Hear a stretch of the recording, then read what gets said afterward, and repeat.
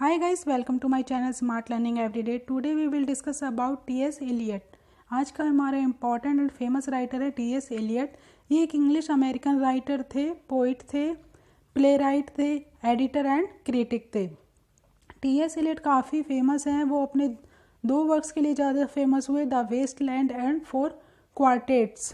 इन दो वर्क्स के लिए उनको सबसे ज़्यादा जाना जाता है. एंड फ्रेंड्स, अभी तक आपने मेरे चैनल को सब्सक्राइब नहीं किया है तो सब्सक्राइब कर लीजिए, बेल के आइकन को प्रेस कर लीजिए एंड ऑल पे सिलेक्ट कर लीजिए. उससे क्या होगा, मैं जो भी नई वीडियो अपलोड करूँगी उसकी नोटिफिकेशंस आपको मिल जाएंगी. T.S. Eliot का बर्थ हुआ 26 सितंबर 1888 Saint Louis Missouri United State में. एंड उनकी डेथ हुई 4 जनवरी केंसिंगटन में. T.S. Eliot को ओम अवार्ड मिला. ओम अवार्ड की फुल फॉर्म क्या है? Order of merits award. T.S. Eliot को ओम ऑर्डर मिला, उसकी फुल फॉर्म होती है ऑर्डर ऑफ मेरिट्स अवार्ड. आपसे एग्जाम में ये क्वेश्चन पूछे जा सकते हैं कि ओम की फुल फॉर्म क्या है? Order of merits award. T.S. Eliot है जो उनकी फुल नेम है Thomas Stearns Eliot. T.S. Eliot का फुल नेम क्या है? Thomas Stearns Eliot. T.S. Eliot was an American English poet, playwright, literary critic, editor. He is best known as a leader of the modernist movement in poetry as the author of such works as The Waste Land and 4 Quartets.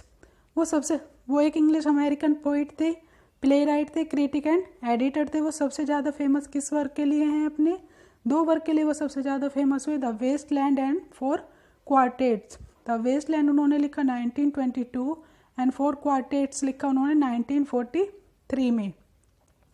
इनका जो time period है, T.S. Eliot का जो time period है वो है 1905 से 1965.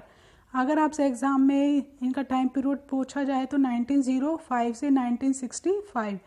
इनका जो लिटरेरी मूवमेंट था वो एक मॉडर्निज्म से बिलोंग करते थे. And Faber 1925. इट मीन्स ये फेबर एंड फेबर इनका कोई वर्क नहीं है. ये इन्होंने एक publishing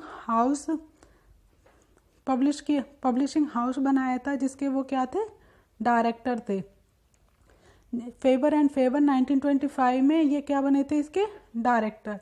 he moved to England in 1914 at the age of 25 and went on to settle, work and marry there. He became a British subject in 1927 at the age of 39, subsequently renouncing his American citizenship. उन्होंने move to England in 1914. उन्होंने England में कब move किया? 1914 में. उस time पे इनकी as क्या थी? 25. एंड वेंट टू सेटल, वहाँ पे वो जाके सेटल हुए, वर्क किया उन्होंने और उनकी शादी हुई. He became a British subject in 1927 at the age of 39 and subsequently renouncing his American citizenship. Renouncing means होता है त्याग देना. तो वहाँ अमेरिकन सिटीजनशिप को उन्होंने कब त्यागा था? 1927 वैन उनकी एज थी 39. सिटीजनशिप, अमेरिकन की जो सिटीजनशिप ली उन्होंने वो 1988 से 1927 तक रही. एंड ब्रिटिश सिटीजनशिप थी उनके पास 1927 से 1965. द वेस्ट लैंड 1922 जो उनका फेमस वर्क है द वेस्ट लैंड, वो उन्होंने 1922 में लिखा. Is widely regarded as one of the most important poem of the 20th century and central work of modernist poetry. While it is not considered as Eliot's masterpiece by many critics, it is undoubtedly his most famous poem. The poem's structure is divided into 5 sections. The Waste Land work है जो इसमें से इसी तरह से question बन सकते हैं कि उन्होंने कब लिखा? 1922 में. एंड ये एक मोस्ट फेमस पोएम थी 20th century की and central work of modernist poetry. कुछ क्रिटिक्स थे जिन्होंने इसको मास्टरपीस नहीं माना, लेकिन ये अनडाउटली उनकी एक फेमस पोएम थी एंड जो कि 5 सेक्शन में डिवाइडेड थी. एंड नेक्स्ट है Eliot began courses at Harvard University in 1906, graduating 3 years later with a Bachelor of Arts degree at Harvard. He was greatly influenced by Professor renowned in poetry, philosophy and literary criticism and the rest of his literary career would be shaped by all three. इन्होंने अपनी Harvard university से education complete की, 1906 में graduation complete की, and वो वहाँ पे influence थे अपने प्रोफेसर से. Then T.S. Eliot as a modernist poet, English literature as say T.S. Eliot is considered is one of the most important modernist poet. The content of his poem as well as his poetic style give element of the modern movement that was famous during his time, and the poem speaks about the problem of the modern make from frog. And T.S. Eliot writing to be difficult to read because it is abstract. However, T.S. Eliot did not win the Nobel 1948 Nobel Prize in Literature because readers struggled to understand his poetry. Rather, he won it and is still considered a significant writer because of his innovative style. T.S. Eliot की जो writing style था वो difficult था to read because it is abstract. However, T.S. Eliot did not win the 1948 Nobel Prize in Literature. Then he began to write poetry when he was 14 under the influence of Edward Fitzgerald translation of the Rubaiyat of Omar Khayyam. उन्होंने poetry लिखना शुरू किया था कब? 14 की as में, and translation किसको किया? Rubaiyat of Omar Khayyam. His first published poem a fable for feaster. जो उन्होंने पहली बार पोइट्री लिखना स्टार्ट किया 14 की एज में, तो उनकी जो फर्स्ट पब्लिश्ड पोएम थी वो थी a fable for feasters.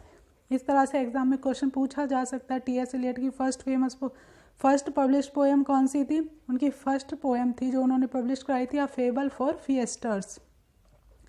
Then was written as a school exercise and was published in the Simth Academy record in Feb 1905. उनकी फर्स्ट पब्लिश पोएम थी a fable for feaster, was written as a school exercise. किस में लिखी थी? School exercise, and was published in the Simth Academy. And कब कहाँ पे public हुई? सिम्थ एकेडमी में, इन फेब में 1905 में. After his death he was cremated at Golders Green crematorium. उनको जो दफनाया गया मरने के बाद कहाँ पे दफनाया गया था? गोल्डर्स ग्रीन क्रीमेटोरियम में. A wall plaque in the church commemorate him with a quotations from his poem east cocker. उनकी एक पोएम है ईस्ट कॉकर, वहाँ से एक कोटेशन ली गई है. In my beginning is my end, in my end is my beginning.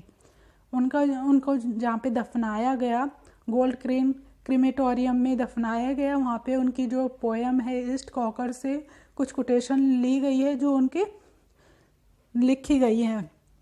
क्या लिखी गई हैं लाइनें? In my beginning is my end, in my end is my beginning. Since he published his first volume of poem in 1917, T.S. Eliot has won an authority such as no other poet in English. A Richard called T.S. Eliot the wasteland as music of ideas. Richard हैं जो Richard हैं, उन्होंने T.S. Eliot का जो work है the waste land, उसे क्या कहा है? Music of ideas. T.S. Eliot dedicated his proof rock. T.S. Eliot का जो वर्क है प्रूफ रॉक, वो उन्होंने डेडिकेट किया है, and other observation to Jean वेड्रेनल.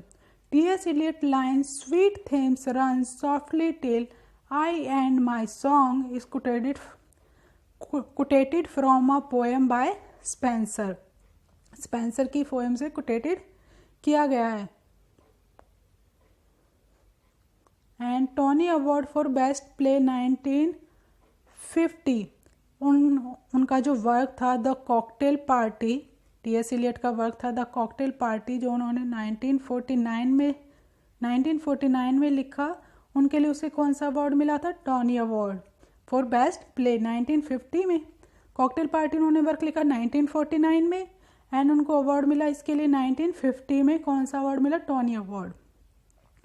Then he use the term objective correlation in Hamlet and his problems. उन्होंने objective correlation term को use किया है। उनका जो वर्क है हैमलेट एंड इज प्रॉब्लम्स में, according to T S. Eliot comparison and analysis is the most powerful tool in the hand of a critic. T S. Eliot के according comparison and analysis is the most powerful tool है in the hand of a critic. Then 4 quartets, उनका जो work है 4 quartets वो उन्होंने 1943 में लिखा, consist 4 long poem. इसमें 4 लॉन्ग पोएम्स हैं।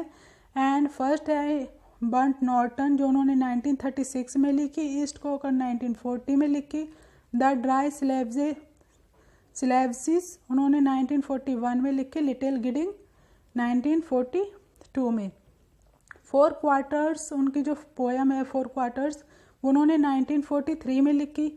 उसमें कंसिस्ट कितनी पोएम है? 4। कौन कौन सी है? Burnt Norton, East Coker, the Dry Salvages, Little गिडिंग।